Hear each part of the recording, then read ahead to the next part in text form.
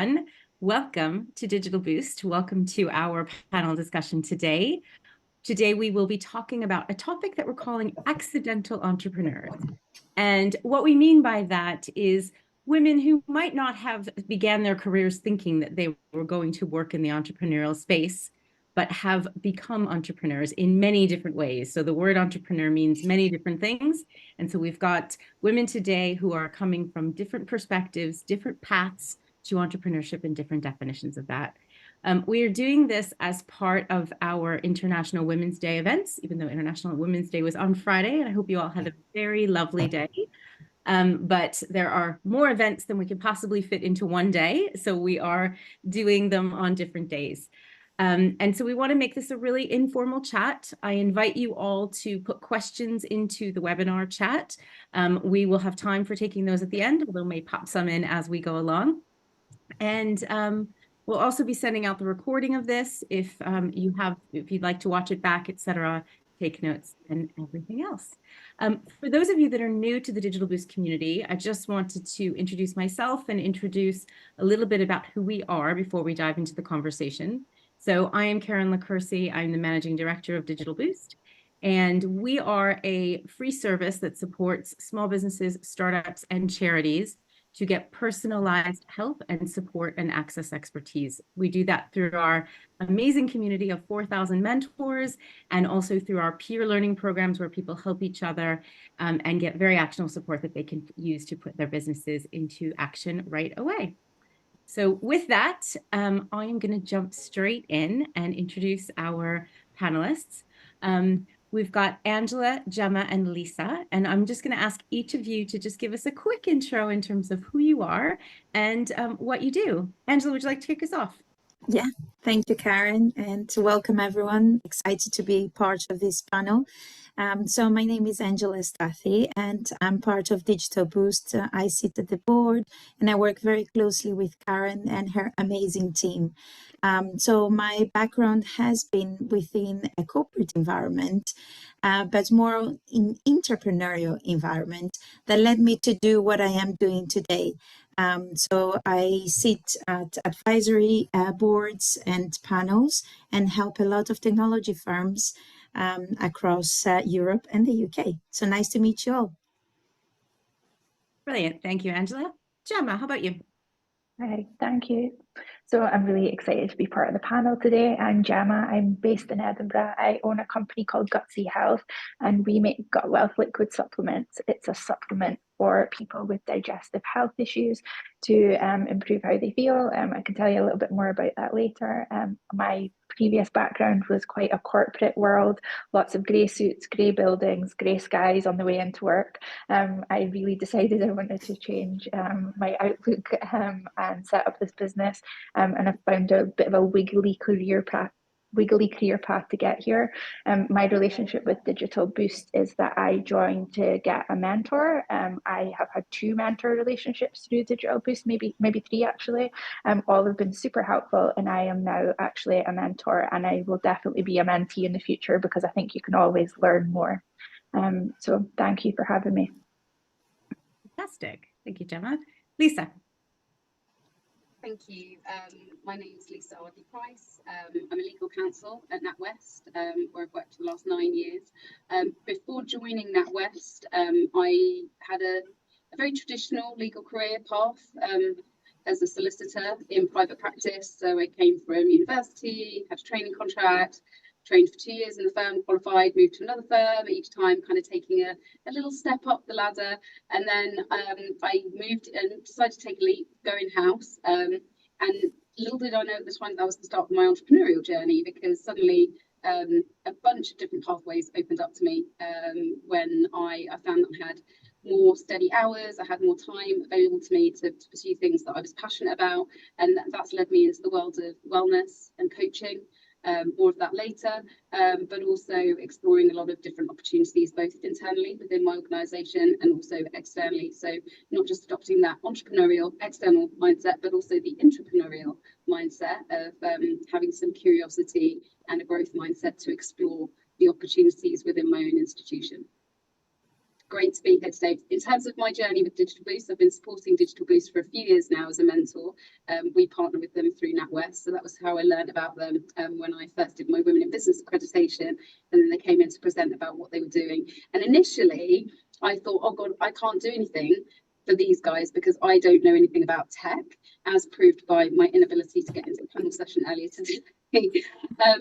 But actually, I think to Gemma's point, we all have something to share with each other when it comes to mentoring. And so I will also be signing up as a mentee. In fact, have already signed up, but need to start asking for some sessions because there's so much that I can learn around tech, around marketing, about branding. There's just, you know, we're all here to learn from one another, and that's the beauty and magic indeed of this community. Wonderful. Thank you so much, Lisa. And I think that's such a good point. I think we all kind of assume that you either are a mentor or a mentee, right? You know, you're one of those two things, but actually it's this point about we're all learning all the time, and we all have things that we know and that we can give. Just to give a little bit about my background before we dive in. So I also started in the corporate world, as I think many of the entrepreneurs that we meet in our community did. I worked in marketing roles in financial services and in book publishing and media, and sort of a little bit, again, a squiggly career. And then I moved into strategy consultant, and I worked as a strategy consultant for a big consultancy.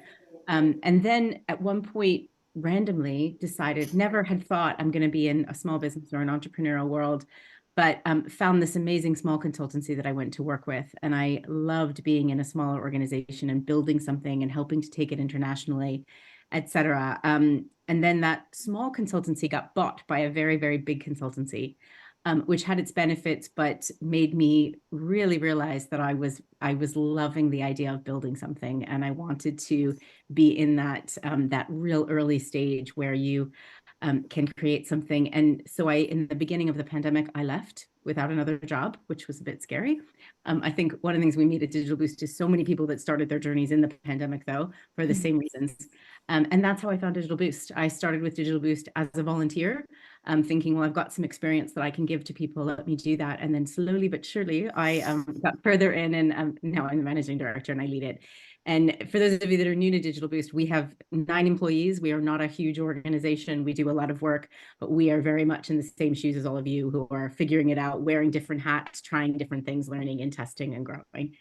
Fantastic. So Gemma, would you maybe want to give us a little bit more around your journey? How did you kind of go from the corporate world to starting Gutsy Health? What was that spark of an idea, and how did it happen? Thank you. Yeah, so I have IBS, and I used to be really ashamed about talking about it. So I'd be traveling a lot with work, sometimes high stress situations, or I'd be internalizing the stress that other people were giving to me to, you know, project manage and fix, which really wasn't good for my digestive health at all. But I was kind of ignoring it, you know, pretending it wasn't happening, wasn't really talking about it. So essentially, like I had a need for a product that would help me.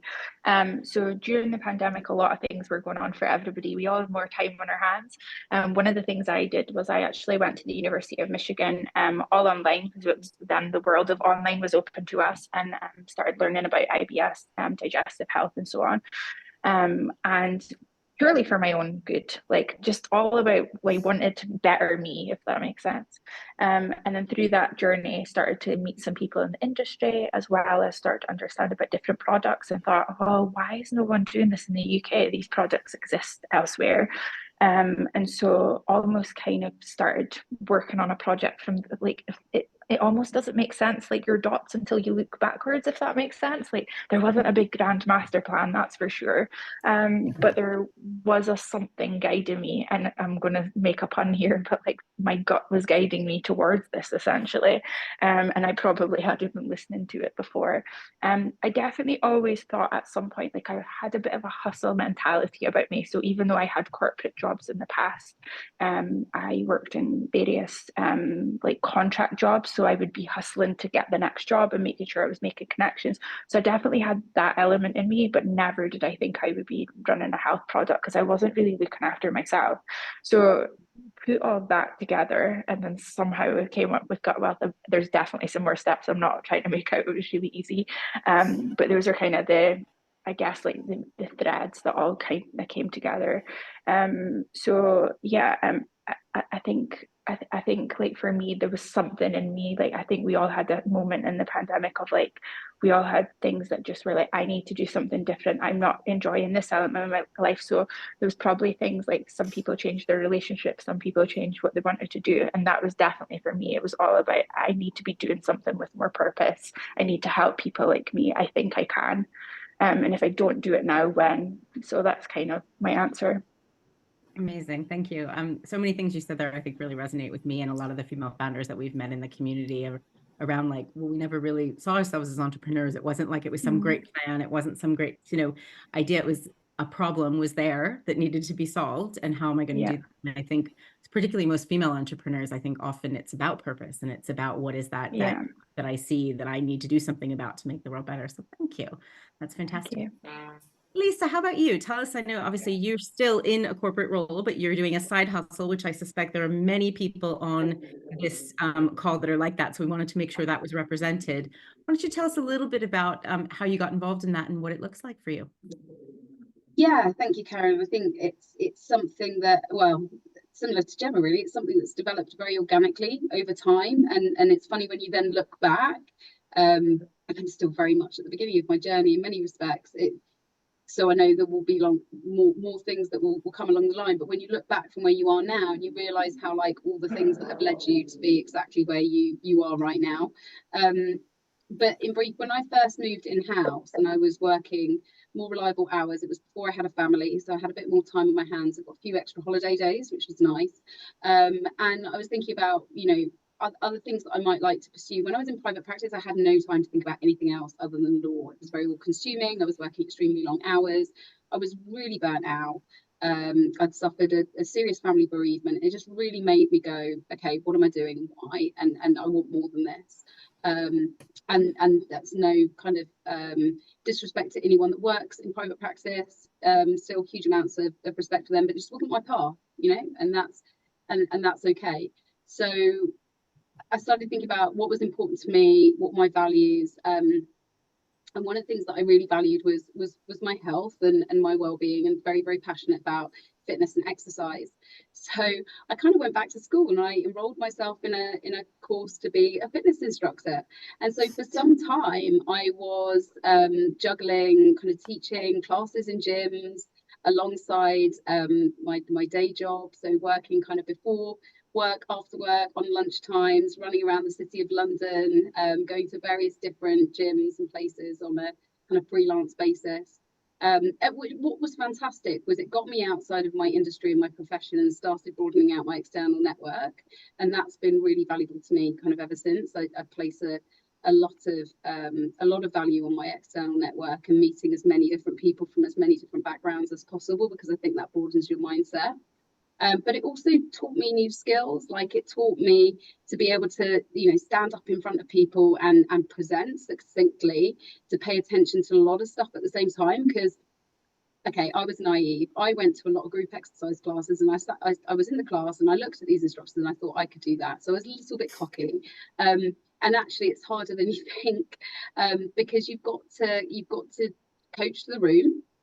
You've got to improvise in the moment. There were often tech issues. I'd turn up, a speaker wouldn't be working. Like, oh, I've got to sort this out and think on my feet.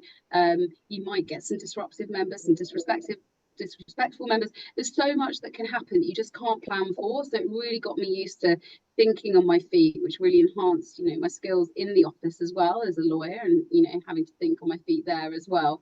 My public speaking, giving me more confidence there, and also just the confidence you build from kind of learning something new and getting into a new area.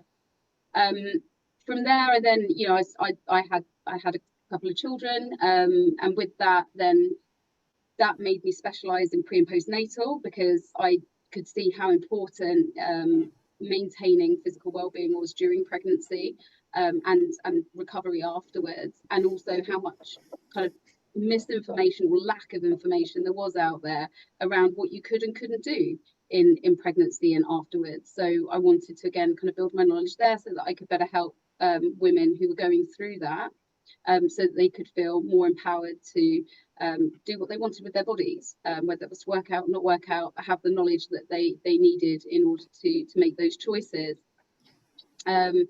the time was somewhat restricted. After I had my 2 kids, so I was maybe teaching less then than I was. Then we went into lockdown with COVID, and at that point I started teaching online, and I also then enrolled myself in my yoga teacher training because I started getting deeper into my own yoga practice. So then I kind of added the yoga to my offering, my overall wellness offering, and then was able to offer classes online and support people through the pandemic, which was fantastic, and was teaching not just kind of individuals, friends and connections of friends, but also for some corporates as well, including my own organization, which was great to be able to kind of bring something in from outside to support my colleagues. And it was interesting because previously I'd always felt like I couldn't share this, that it was just kind of like my extracurricular activity that I did, and I didn't want it to be seen as a distraction or me being any less committed. But actually over time, I've seen how valuable it is and how much of a benefit it can be to the organisation, not just in terms of the skills that it's helped me to build, but also what I can do directly in terms of supporting the well-being of my colleagues. Forwarding on a couple of years then, I had already started building my coaching skills through all the wellness and fitness training that I was doing. And then an opportunity came up to do an apprenticeship through the bank as a coach. So I took that opportunity, enrolled on an 18-month professional coaching qualification through BPP University, and then was able to kind of try to bring together both the wellness and the fitness training, the yoga teaching that I'd been doing together with my coaching.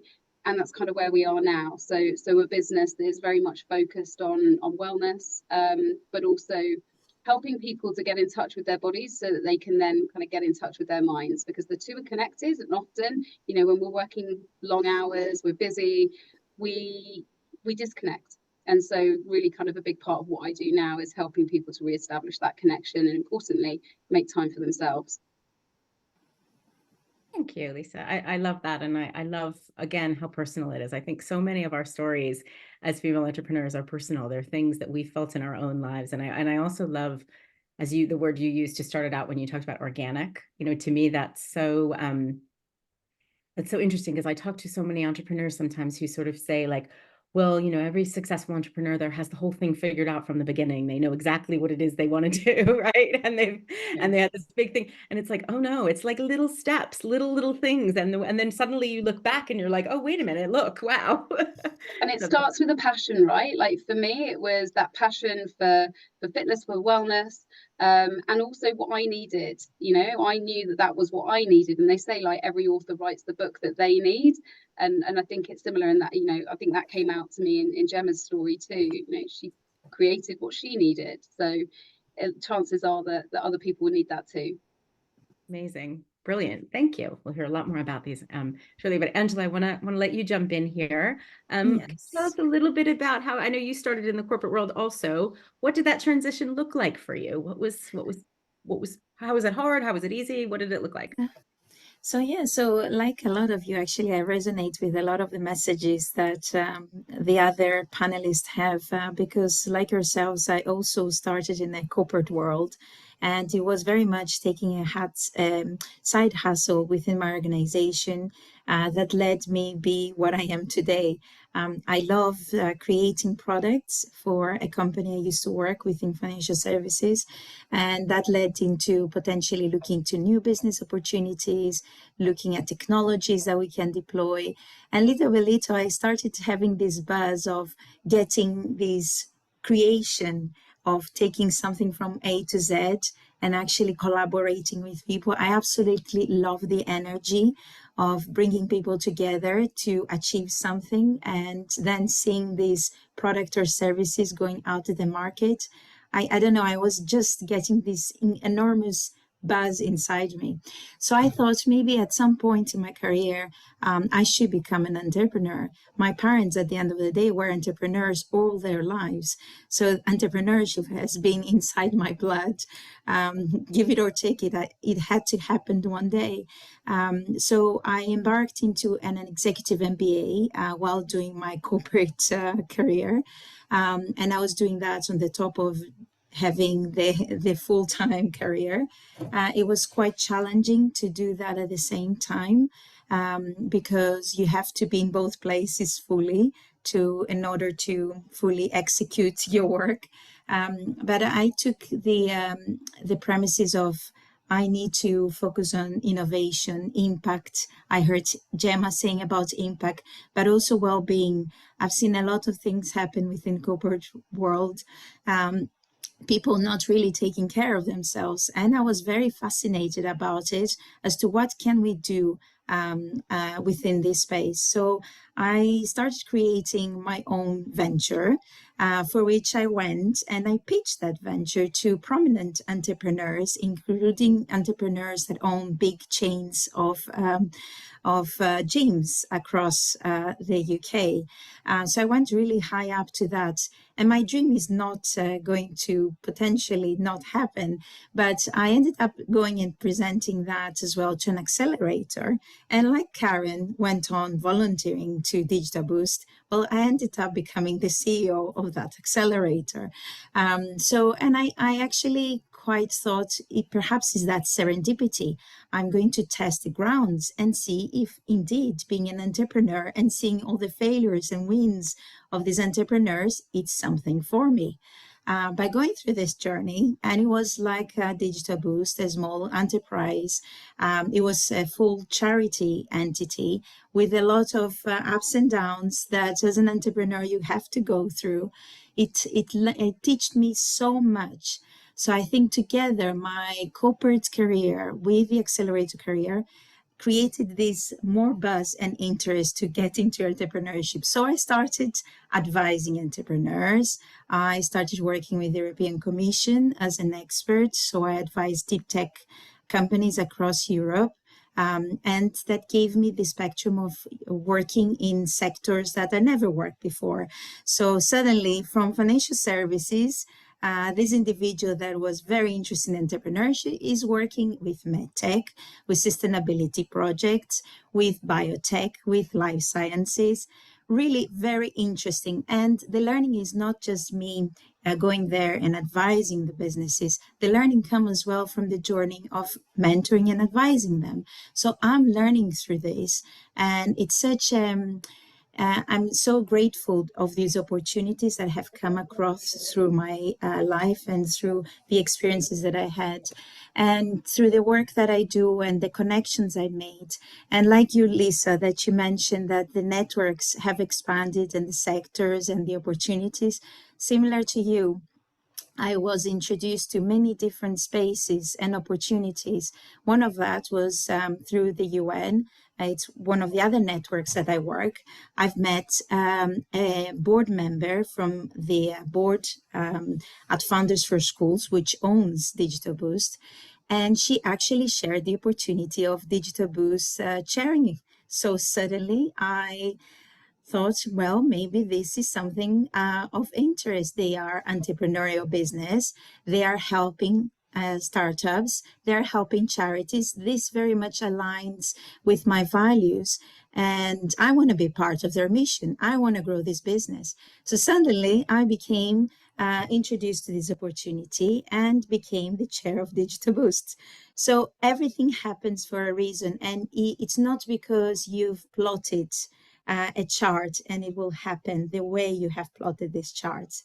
Sometimes the paths brings you to things you have never ever imagined. And I am very pleased to have met Karen and the team and this amazing opportunity that is Digital Boost that helps so many entrepreneurs across Europe, UK, and the world. So thank you.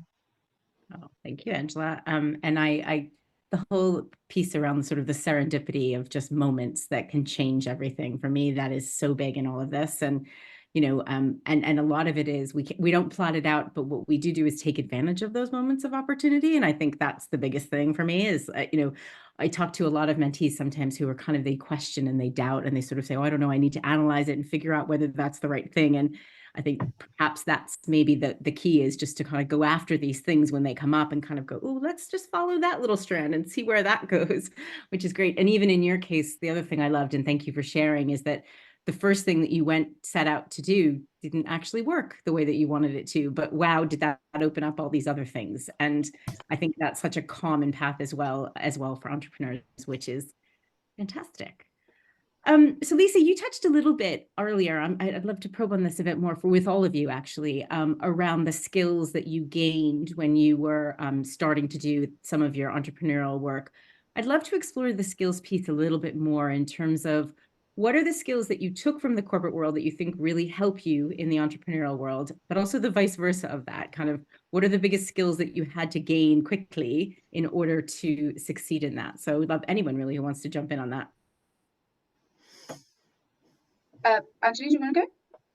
No, you can go, Lisa. Okay, I can start. I think one of the key things for me is well, knowing that I can always build new skills, right? That I have the ability to learn, and I developed that. You know, at university, studying law was hard by all accounts. Like, I found it tough. I found it challenging. It didn't go entirely to plan. Certainly, you know, second year, I'll be honest with you, like, I flunked a couple of exams, but I turned it around. And I think that experience, and, you know, Anjali, you touched on pivoting on failure. Like, I think that it reaffirms your commitment to something, and it also makes you more determined to achieve something. And at any point, you know, you can start over and try again. And that's exactly what I did do. And it, you know, that's something that I come back to time and time again, whether it's, you know, in things that have happened to me in my career, whether it's falling out of a handstand when I'm in yoga class, but you can always pick yourself back up again, and you learn from that in the process, and you build resilience, and that just continues to help you on your journey.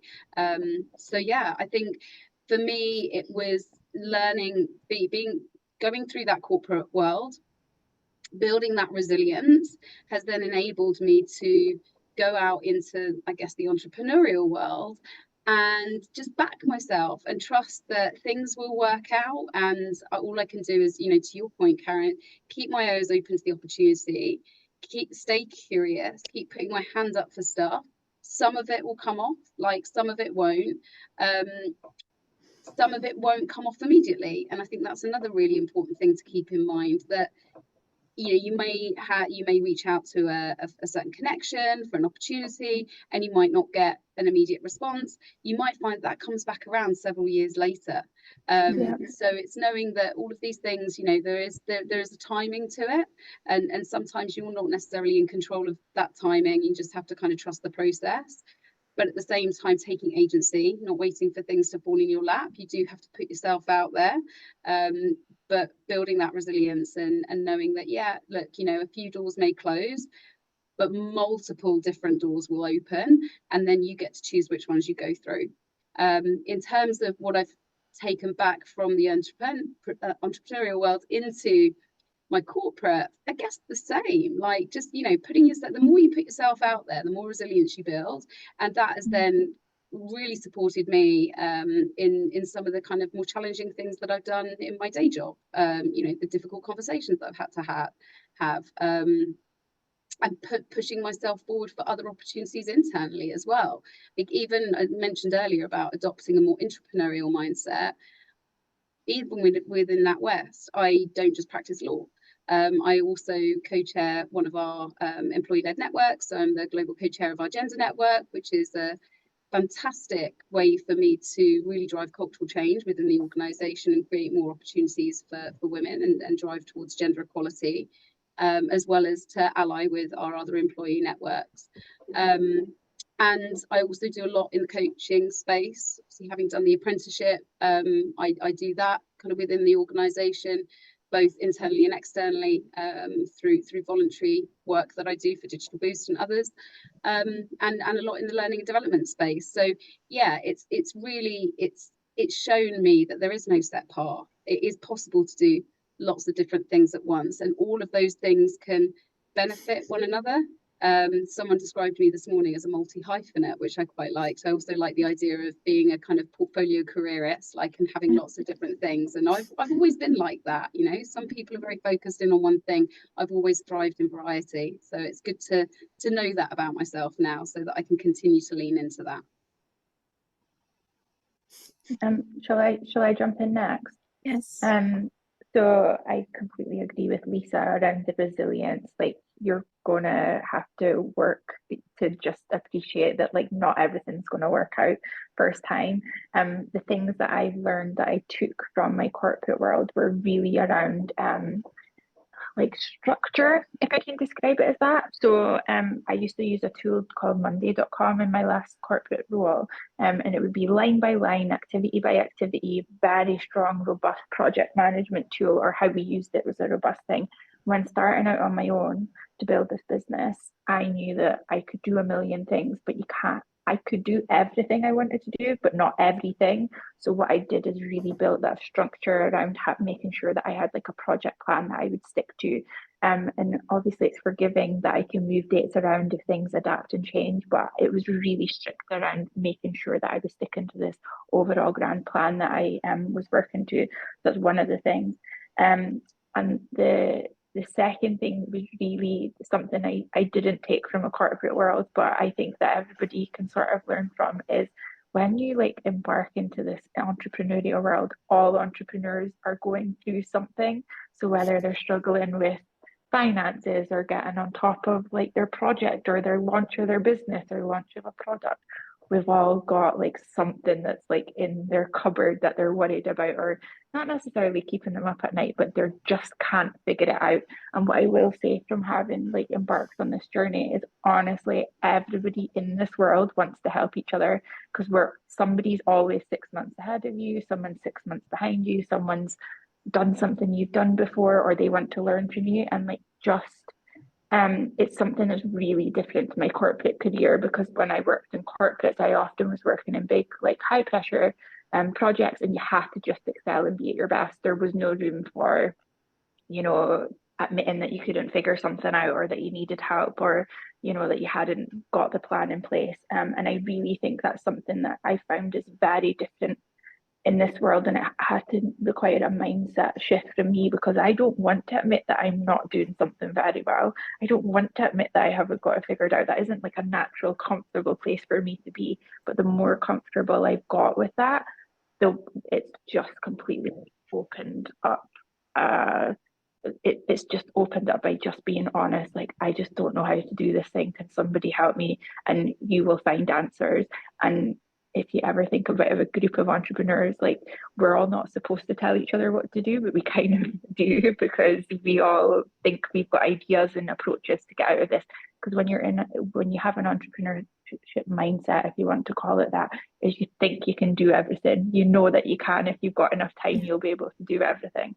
So those are the sort of two things that I would, one that I would have taken, and one that I've had to mindset shift moving from corporate into this world. I couldn't agree with you more on that, particularly the one around when you're in the corporate world, you feel like you have to know all the answers to everything. And you can't really, not always, and I know every organization is not like that, but where I was, it was this sense, because your role is quite specialized often, right? You're the expert thing, and there's lots of people that do everything. Whereas in the entrepreneurial world, you can't be an expert in anything, really. You have to know a little bit about it all. That for me was probably the greatest transition, admitting it and asking for help. Angela, how about you? Yes. So it's interesting to hear both how they actually perceive the skills needed. For me, I think learnings is actually a very important skill, because if you don't like learning, you might not enjoy being an entrepreneur. The fact that every single step you make in your business, every single action makes a reaction. So, and it's not necessarily it's because of a failure that you learn. I found myself that because I love learning, and up until today, I'm constantly into an education, even having done an MBA. I followed on doing an executive MBA, but I also went on to do the non-executive qualification for being an NED.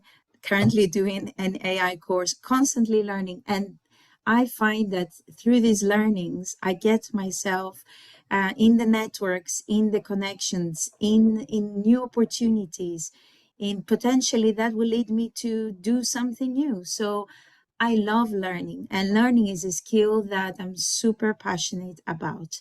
I think the other thing that another skill that I think really drove me today is being very determined, and being told no is not something that it will stop me. Perhaps the no it's for today, but the no might not be the same for tomorrow. So I'm quite persistent to exploring ways to make things happen. Perhaps it's not because I wanted this way is the best way. Investigating and getting myself the best mentors ever in the community, and I'm talking about personal mentors, brings me to things that would lead me to this yes one day. So I value connections and I value networks. I think being a hustler and what Gemma said, being very keen to be hands-on, try everything, but also have the skill to prioritize and filter the noise, take this noise away, and suddenly decide, actually, today I can only achieve 3 things, and really celebrate these 3 things. You'll feel so amazed when you've done it. And you will see this accomplishment. And the more you do this every day, the more you feel, I really don't need to have done all these things in my list. I don't need to know everything. My network can help me. So I think these are the key ingredients for being, in my way of view, a very good entrepreneur. I love that, Angela. I think one of the things my team and I always talk about is there's so many things that we've never done before, and we just kind of are like, well, we'll figure it out, right? You know, it's like, we have to just learn it and figure it out. And is it going to be perfect? Maybe not, but we're just going to keep going until we figure it out. And I love the point about prioritization. I think of the mentees that I meet on our platform. That's probably one of the biggest things that actually I help people with, which no one comes onto the platform and says, well, some people do, but most people don't come on saying, I need help prioritizing. But actually, when I start talking to them, it's just so many things and you can't possibly do all of them. You can't. So let's actually break it down. And this week, this month, this day, what are you going to do to move you forward? I think that's brilliant. Okay, so just one more question for me, and then we've got a couple in the chat that I'm going to go to. So Gemma, you spoke about kind of, sort of admitting that you couldn't know everything and kind of figuring stuff out. What kind of help have you had, and what's been the most successful or most useful help that you've had along the way? So I made a few mistakes in the early stages of my business, like loads of them, but some of them were obviously they seemed like an easy decision at the time, but later caused me problems. So an example of that is I launched my product in a pack size of 30. So you think, well, 30 days, people will buy 30 days. It makes sense. They'll buy a month. But actually, because of the price point of the product, I was having to discount it to allow them to buy the product in the first instance. And also a really big thing was that it was just that little bit too big to count in the Royal Mail large letter. So I've now got my product. This now fits in a Royal Mail large letter. So you think, oh, it's just a tiny thing, but financially, like every extra pound on a small product or with a small margin in my pocket is better than in the wrong place. So so that is like an example of a mistake that I had made because I just didn't ask anybody else in the world, like, what size, or even think about why have they done their pack size that way. Like, it just wasn't something. So to give you some examples of like questions I've asked people about funding support. I randomly met somebody who has an Amazon business. He makes products that are unbranded. He never touches the products. He ships them from China to America. And like, just by asking him a few questions led me on to meet some other people who were then able to improve my Amazon listings.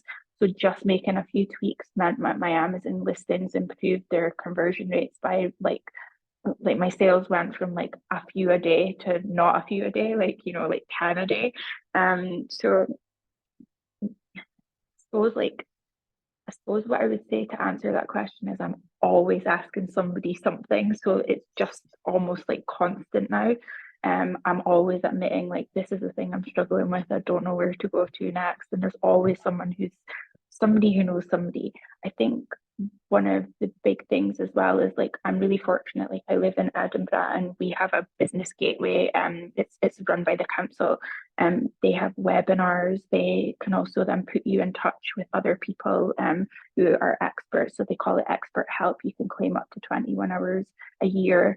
So like I've had help with search engine optimization or like getting my financials in order, because to be honest, like I understand like how to run my home as a business, like what money's coming in, what money's going out, but it's a whole kettle of fish, like, you know, once you have to like allocate money for VAT and do all of these other things. And I'm always like, oh, well, there's more money coming in than out, but you also really need to understand your cash flow and pinch points if you're really planning your business well. And it's really easy to just take your eye off the ball if you don't organize those things. And that's not something I'm naturally comfortable with. But like at any given time now, I'm way more comfortable by I've asked the question, I got on top of it, I learned just enough so that it makes sense to me. I don't need any of the other, you know, I don't need to have a degree in accountancy. I just need to have enough to get me to the next stage or to get. So yeah, I'm always asking questions. Like I literally even learn stuff like if I'm in the back of a taxi and I'll like pop, you know, I'm always asking somebody something. But I think like when I was first starting out, I was sort of gatekeeping my business and I wasn't wanting to really talk about it, and I would almost become a little bit awkward about it because there was things that weren't going as well as I would want. And actually just being really honest with people, they'll connect you to somebody or they'll be like, oh, I found this like online resource and it's just a game changer. Yeah, so hope that answers. Yeah, that's amazing. I know just from personal perspective, I think I used to be a little bit intimidated about asking people, and I'd be afraid of, "Oh, they're not going to want to talk to me. They're not going to want to help me." So I would spend hours and hours and hours and hours Googling and watching YouTube videos and things like that, and just wind up in this like vortex of watching one more video, one more video. And actually sometimes just talking to a person can just Yeah. unlock all of that. And you just kind of cut straight through and get that. I love it. And yeah, like there's been can, oh, Go ahead. sorry, Gemma. No, Gemma. and there's been like really tough moments. Like I reached out to a guy who at the time was the managing director of Space Goods. He's no longer with the organization, but at the time I messaged him on a Friday. I'd had a rough week, and I was like, "Hey, I just love what you're doing. Your product's very different to mine, but could I just get some advice? Like I'm just not selling as much product as I thought I was, and I just feel like I'm just having a crap week." And he was like, yeah, let's jump on a call. We were on a call 45 minutes later. We were on the call for 25 minutes. And he told me 3 really minor things to him. They were very off the cuff almost, like just like, oh yeah, why are you focusing on that? And one of the things was like, it's way too complex, it's way too detailed to go into here. But one of the things was I was chasing this like imaginary number of return on my ad spend. I was like chasing, like it's got to be that, otherwise I won't be profitable. And he was like, you'll not get that in e-com. And I was like, right, okay. And he was just like, just a fact, you'll just not get there. Like, right, okay. So I was I'd been belligerently chasing something that wasn't actually realistic. And so just even that was like a game changer. And I actually cried on that call because I think I'd been building so much stuff up. I'm not really a crier, but when I go, like I go, and I went, and I'd never like met this person before. I'm not recommending that you just go and cry to random strangers on the internet, but what the point is that I shouldn't have got to the point where I was holding it in for so much that then I exploded in tears. Like because I got an answer that actually was helpful. So yeah, I just encourage everybody to like reach out to somebody who knows the answer to your question. Lisa, you were going to say? No, I was just going to build on that, but I'm so glad you shared that example, Gemma, because I think it's just such a perfect example of getting further faster by asking for help. I think so many of us, especially if we've been in the corporate world, because it can be really cutthroat, and it's, there is an element of, I think it's changing, and we are moving more to kind of a culture of kindness and collaboration. But historically, traditionally, it's been very, survival of the fittest. And, having come through the legal profession, it's highly competitive. I remember being, very secretive almost around kind of where I was applying for jobs, because we were in this mindset of scarcity. Everyone's competing for the same positions, we're all a threat to one another. And I think getting outside of that and moving more into this kind of entrepreneurial world has definitely kind of challenged my mindset, and moving out of this mindset of scarcity and fear and into a mindset of abundance. And there is so much more to be gained in that space and in that world than there is in that space of scarcity. You know, to your point, Gemma, you know, you're getting kind of very wedded to an idea, and you so much so you don't want to share it with anyone else. And I'm reading a brilliant book at the moment, which is Originals by Adam Grant, if anyone else has come across that. And he uses the example of the Segway in that. And the Segway, you know, it was a flop. And one of the reasons it was a flop was because the creator, the inventor of the Segway, didn't tell anyone about it. He kept it so secret. He never asked for feedback. He didn't really do any customer discovery because he was so fearful that someone else would go out and steal the idea. And then what was the flip side of that? Well, he launched it onto market, and it wasn't actually what anybody really wanted. And there's something that I learned through one of our entrepreneurial development courses at NatWest, and Karen, you've probably heard this, is ugly baby syndrome, right? Or kind of falling in love with the solution and not the problem. And I think as entrepreneurs, you've got to come back to, why are you doing this in the first place? Why is it important? What underpins it? What is the need? And not being afraid to get that feedback, embrace that opportunity to iterate, change, and then to, you know, develop something even better than you already had. So yeah, asking for help, asking for feedback, getting used to just being challenged on what you're doing, because, you know, to Angela's point earlier, it's all about learning, it's all about growth. And yeah, sometimes it's going to be a little bit uncomfortable, but if you don't get a bit uncomfortable, you're not growing. Wonderful, fantastic. I want to make sure we have time for the questions that have come into the chat, if that's okay. So we've got one from Nilanjana that says, to all of you, how mentally prepared were you to fail financially and in every other sense? Big question. I think that changes over time. I think when I first started out, I had markers of like, well, I'm going to develop this, I'm going to do that, I'm going to have like a gate at that point, and it'll, once, you know, if there's any red flags or amber flags, I won't go to the next gate, and I won't go to the next gate. And I essentially was really comfortable failing then because nobody knew my business existed, that I was working away in the background. I feel like failure would more be measured on if I didn't do this now.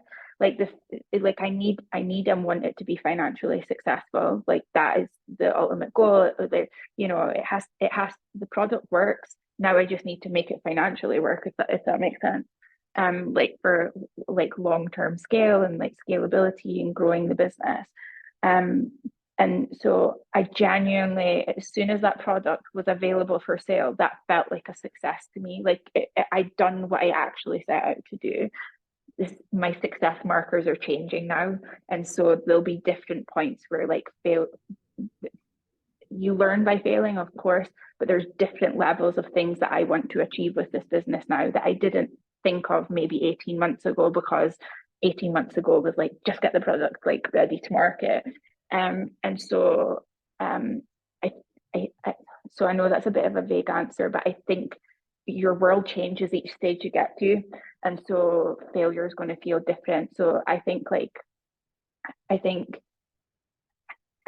I look at, I don't think you should ever spend your time comparing your life to other people. But if I look at my friends and, you know, ex-colleagues who are still doing what they were doing before the business that I left, they're all doing fine. You know, they've all probably had a promotion in the last 3 years, and, you know, they're earning more money and they're whatever else.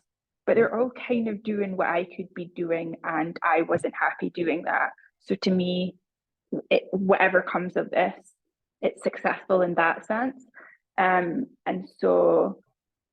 I wouldn't personally see it as a failure having to go back and pivot and do something else, because like you know, I said before, I've got that squiggly career line. It's probably going to squiggle and move a few other times. Yeah, I hope that answers your question, because like I just think it's never really like I feel like successful that I've done this thing that I wanted to do, and I've done it, and like, you know, I can hold the product in my hand, and like people tell me that they, you know, appreciate what I'm doing. And if it all goes away tomorrow, like I will definitely be gutted, don't get me wrong, but I'll damn well fight to make sure that isn't the case. But if it for whatever reasons outside my control, I'll just pivot and do something else, or pivot and do this in a slightly different way. Like that's probably hopefully okay. Yeah, you figure it out, don't you? Absolutely. And you have to be prepared for those, those pivots and just accept that that's part of the process. Fantastic. Yeah. Angela or Lisa, anything you want to add to that?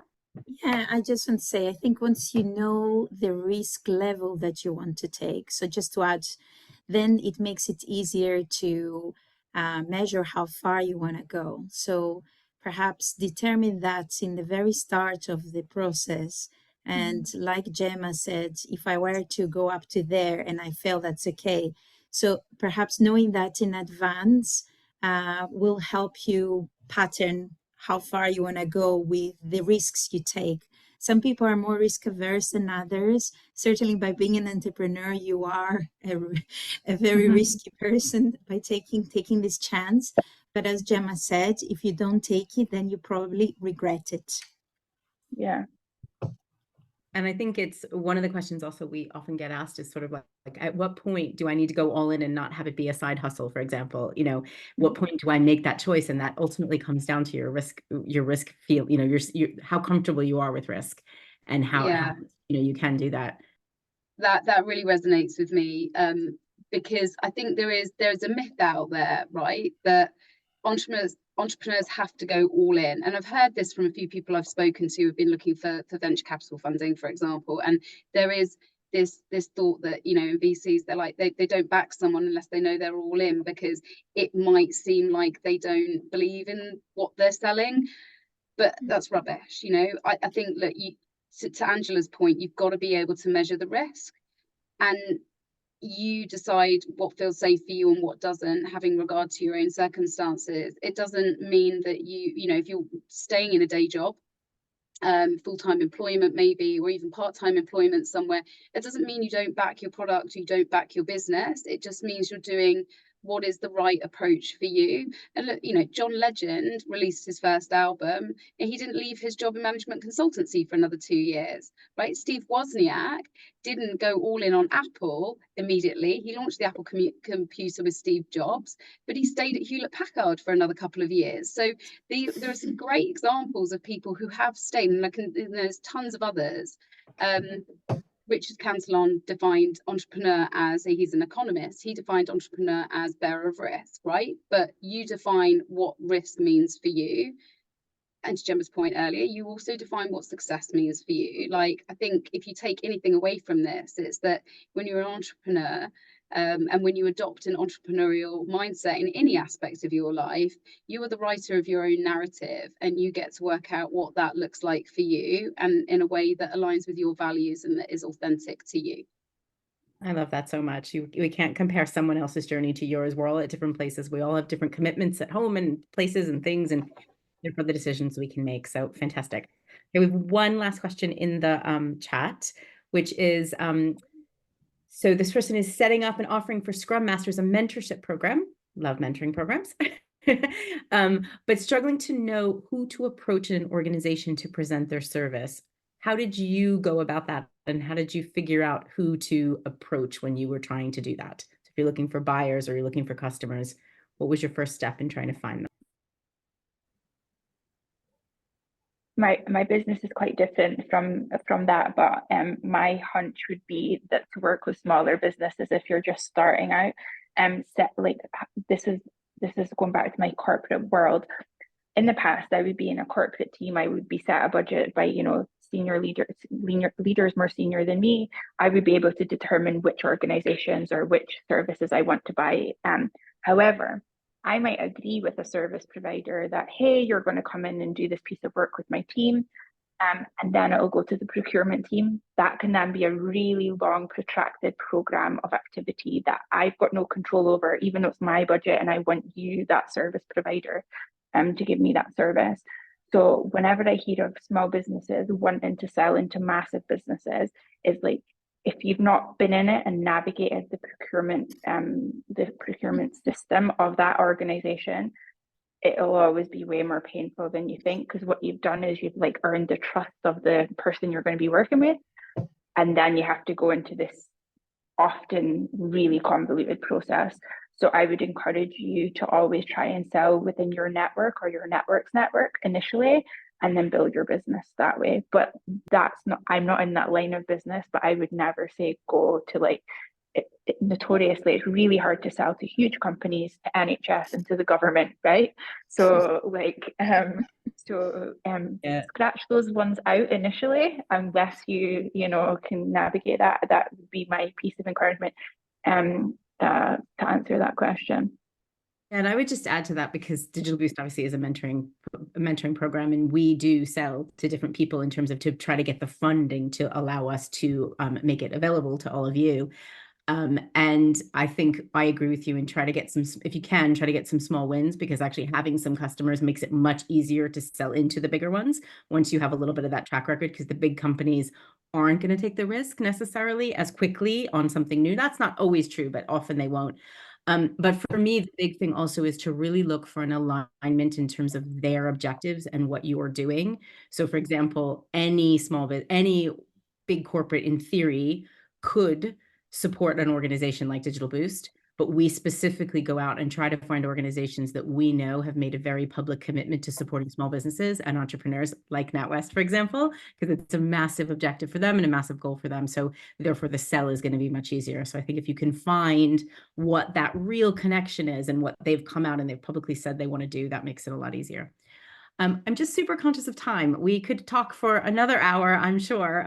Lots more questions, but there's one Alice has already done it. I was going to ask, I had a request to repeat the name of the book that you recommended, Lisa, Yeah. but I think it's already happened in the chat, so that's great. If I can just get from each of you, and Angela, maybe you want to kick us off with just a final word of advice or guidance for the people that are listening, in terms of if you're making that transition and you're making the leap, what would be your word of guidance?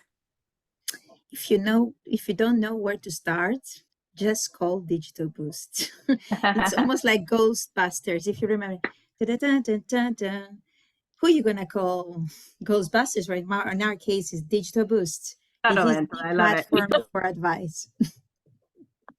Thank you, Gemma.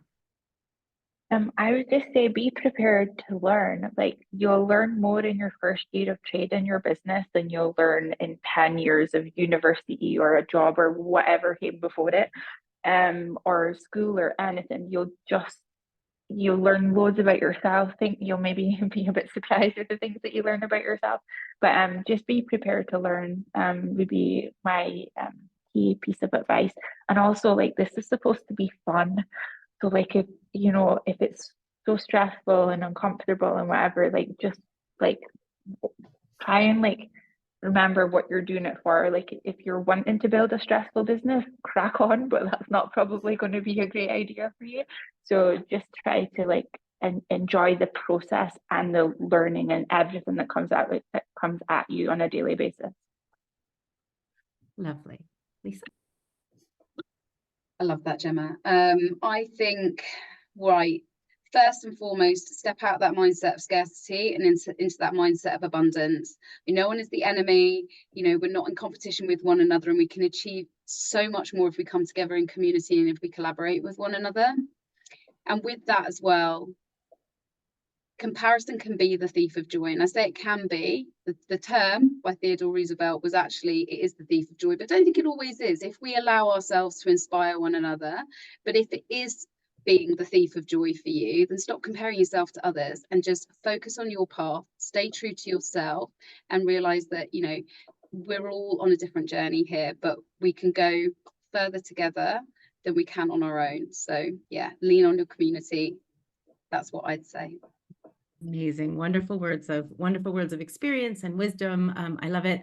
The one that I would also add is celebrate the small wins and the small successes along the way, because it can become so easy to focus on what didn't go well and all of the tough stuff, because it's tough, let's face it. But if you celebrate those little things that you did along the way, then it can make a massive difference. So I just want to thank, I wanted to thank all of our panelists, Angela, Gemma, Lisa, and Alice, for organizing everything. It has been absolutely wonderful to speak to you and just get your real life stories and your relatable stories. And to everyone on the call, please please don't hesitate to ask for help. We are here for you at Digital Boost. So please come get support. We have lots more events. And we hope this was helpful. And we are excited to see where your journeys go and excited to support you along the way. Thank you, ladies. And thank you, everybody. And have a wonderful rest of the day. Thanks, Good luck, everyone. everyone. Thank you.